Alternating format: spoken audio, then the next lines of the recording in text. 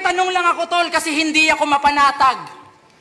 Pansin ko lang lahat ng member nyo doon, di nawawala ng lakad.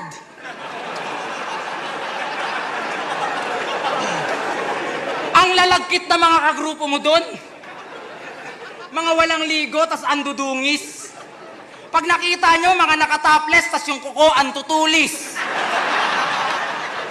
Kaya pala nag-vlog ka na lang. Ikaw na mismo nangayaw. May content siyang Saki Move sa channel niyang di gumagalaw. Grabe yung viewers mo, 83. Solid ang fanatics. Ako sa'yo, mag-content kayo ni Luxuria, tas upload mo sa Pinayflix. Suggestion lang.